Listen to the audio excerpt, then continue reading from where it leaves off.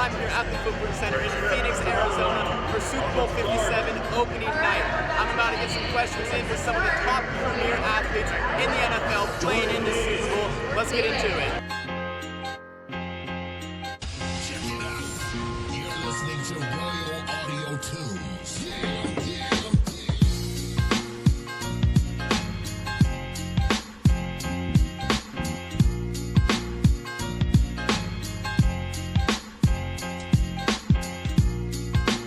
It's your first year, obviously, here with the Eagles, and from the very get-go, you and Jalen Hurts had phenomenal chemistry. How did you guys get that chemistry so quickly, and how has it progressed throughout the season? I think our friendship made everything easier. You know, we have two guys who have similar mindsets, who wants to be great, and just put it in the work. You know, it was no ego between me and him, so we're just holding each other accountable. I think that's probably the main reason why it kind of happened so fast. AJ, when it comes to the Super Bowl or the touchdown celebrations, we all saw in the NFC Championship game, Miles Sanders scored the touchdown, started going off, and then Jason Kelce comes in. In your opinion, who did the dance better? Definitely Kelce. You know, he made the dance. He made that touchdown celebration, you know, with him coming in. So. Alrighty.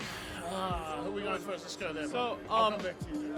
After the Eagles Christmas album, we all learned you have the voice of an angel. So will there be any solo album coming out in the near future? Right now, no. Right now, it's a no. All right. Yeah, I've got to focus on the Super Bowl. What about off-season?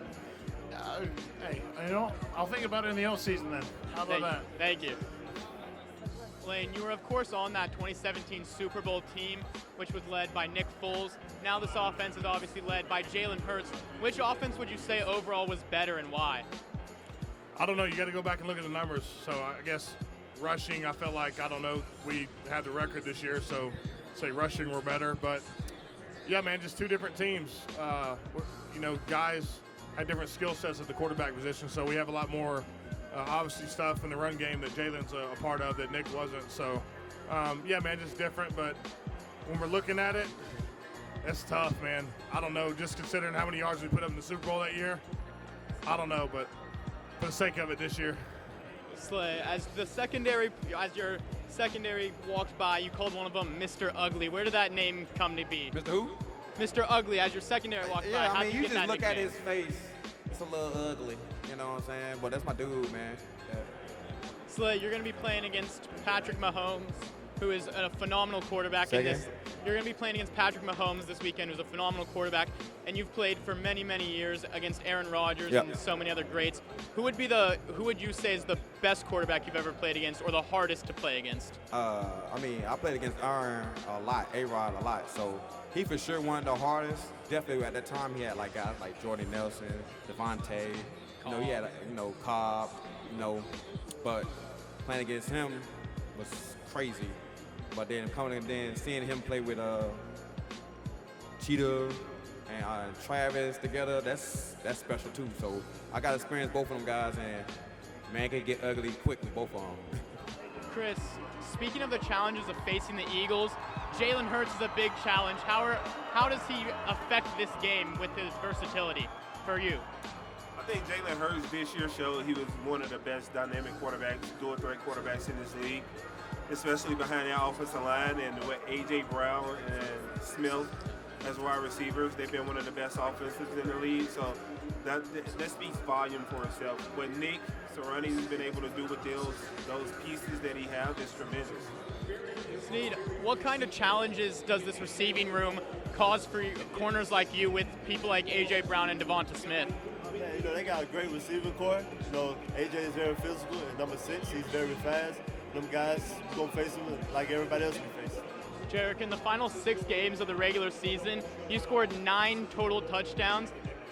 What was the changing point that made you have such a big impact on the team down the back half, and how can you continue it into this Super Bowl? You know, just opportunities.